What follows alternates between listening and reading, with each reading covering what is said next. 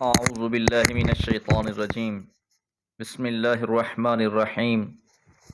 قال كم لبثتم في الأرض عدد سنين قالوا لبثنا يوما أو بعض يوم فاسأل العادين قال إن لبثتم إلا قليلا لو أنكم كنتم تعلمون أفحسبتم أنما خلقناكم عبثا وأنكم إلينا لا ترجعون فتعالى الله الملك الحق لا إله إلا هو رب العرش الكريم ومن يدع مع الله إلها آخر لا برهان له به فإنما حسابه عند ربه إنه لا يفلح الكافرون وقل رب اغفر وارحم وأنت خير الراحمين. سورہ مومنون آیات 112 سے 118۔ دنیا میں انسان یہی سمجھتا ہے کہ قیامت بہت دور کی چیز ہے اور شاید اس کی فکر میں اپنی اس دنیا کو بے مزہ نہیں کرنا چاہیے۔ یہ مغالطہ بہت جلد دور ہو جائے گا۔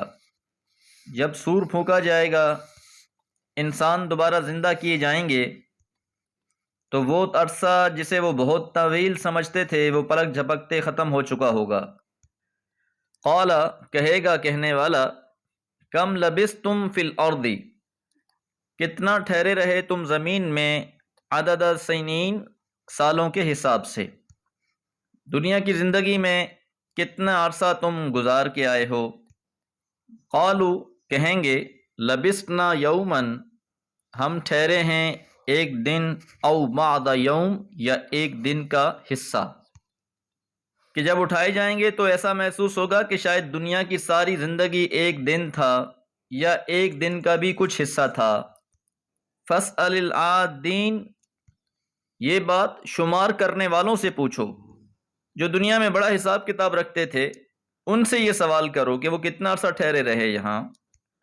قالا، تو ایک کہے گا، ان لبثتم، نہیں ٹھہرے تم، الا، مگر، قلیلا، بہت تھوڑا، لو انکم کنتم تعلمون، کاش کہ تم اس بات کو جانتے ہوتے۔ اظہار حسرت ہے اس دنیا کی زندگی پر جو گزار آئے ہیں، کہ دنیا میں رہتے ہوئے انسان اسے سب کچھ سمجھ بیٹھتا ہے، روز قیامت پتہ چلے گا کہ یہ تو کچھ بھی نہ تھا، جس کے پیچھے ہم نے اپنی ساری زندگی برباد کر ڈالی۔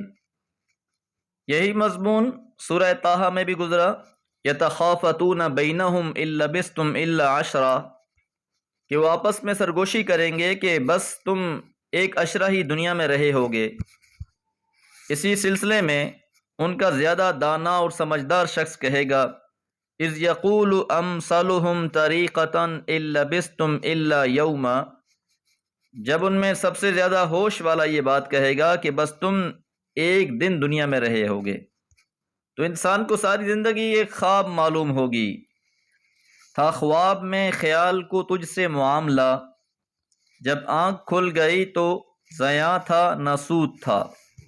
قرآن کا خوبصورت انداز دیکھیے کہ پہلے اس منظر کی طرف لے جایا گیا جو بعد میں ہونا ہے، اس میں خوب منظر کشی کی گئی، حقیقت سے منہ طرف کرایا گیا، پھر حقیقت کی طرف لایا جا رہا ہے۔ افحسبتم، کیا پس تم نے گمان کر لیا ہے، انما خلقناکم عبثا، کہ ہم نے تم کو بے مقصد پیدا کر دیا ہے، وانکم، اور بلا شبہ تم، الینا لا ترجعون، ہماری طرف نہیں لوٹائے جاؤ گے۔ نہیں تو قطعاً ایسا نہیں ہے، بلکہ اللہ تعالیٰ نے ایک مقصد کے تحت تمہیں پیدا کیا ہے، اپنا وقت گزار کر یہاں سے چلے جاؤ گے اور بالآخر یوم محشر حاضر کر دیے جاؤ گے، پھر تم سے پوچھا جائے گا کہ تمہیں کس مقصد کے لیے پیدا کیا تھا اور تم کیا کچھ کر آئے ہو۔ فتعال اللہ الملک الحق، فتعال اللہ، پس بہت برتر ہے اللہ تعالی، الملک، جو بادشاہ ہے، الحق، حقیقی، حقیقی بادشاہ اللہ ہی ہے اور وہ بہت بلند مرتبے والا ہے۔ جزا و سزا کے منکرین کو بتایا جا رہا ہے۔ اللہ تعالیٰ کی ذات بھی بہت بلند ہے اور اس کی صفات بھی بہت اعلیٰ ہیں، اور پھر یہ بات ناممکن ہے کہ اللہ تعالیٰ کوئی بھی چیز بے مقصد پیدا کر دے۔ یا کوئی بھی اس کا کام بغیر کسی مقصد کے ہو، اس کے ہر کام میں بے پناہ حکمتیں، ہر تخلیق میں بے پناہ مقاصد، تو بھلا اشرف المخلوق انسان کو وہ کیسے بلا مقصد پیدا کر سکتا ہے؟ تو وہ خالق بھی ہے، مالک بھی ہے، اور مالک بھی حقیقی مالک ہے۔ لا الہ الا ہو، نہیں ہے کوئی بھی معبود الا ہو سوائے اسی کے، تو وہ اکیلا ہے، اس کے سوا کوئی نہیں ہے۔ ہوا رب العرش الکریم، وہ عرش کریم کا مالک ہے۔ لفظ کریم عزت اور فیض کے معنی میں آتا ہے۔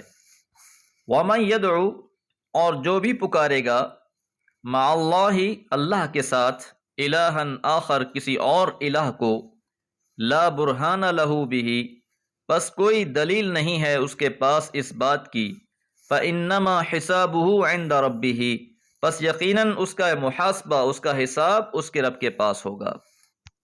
کہ دنیا میں جو لوگ اللہ کے علاوہ غیروں کو پکار رہے ہیں، اللہ کی مخلوق کو پکار رہے ہیں، اللہ کی تخلیق کردہ اشیاء کو پکار رہے ہیں، ان کے پاس کوئی بھی دلیل نہیں ہے کہ اللہ کے سوا ان کو پکارنا جائز ہے۔ اور جب روز قیامت یہ اٹھائے جائیں گے تو ان کا محاسبہ کرنے والی ذات بھی اللہ ہی کی ہے۔ پھر انہیں پتہ چلے گا کہ یہ ساری زندگی ایک جھوٹ کی عبادت کرتے رہے۔ انہ بلا شبہ لا یفلح الکافرون، کافر کبھی فلاح نہیں پائیں گے۔ تو ایسے لوگ جو اللہ کو چھوڑ کر غیروں کو پکارتے ہیں، ان کی عبادت کرتے ہیں، انہی کی رضا کی جستجو میں لگے رہتے ہیں، ایسے لوگ ہی کافر ہیں۔ وقر رب اغفر، اور کہہ دیجئے اے میرے رب بخش دے مجھے، وارحم، اور رحم فرما، وانت خیر الراحمین، اور تو ہی بہترین رحم کرنے والا ہے۔ سورہ مبارکہ کا اختتام بھی دعا کے کلمات سے، اور دعا مومن کا سب سے بڑا ہتھیار ہے۔ نیکیاں بھی کرے، نیکیوں کی طرف دعوت بھی دے، اور ساتھ ساتھ اللہ سے معافی بھی مانگتا رہے، اور اس کی رحمت کا امیدوار بھی رہے۔ دعا ہے اللہ تعالی ہماری خطاؤں کو بخش دے، ہماری لغزشوں کو ہم سے دور فرما دے، اور ہم سب کے ساتھ رحمت والا معاملہ فرمائے۔ بفضلہ تعالی سورۃ المؤمنون مکمل ہوئی۔ وما علیہ الا البلاغ۔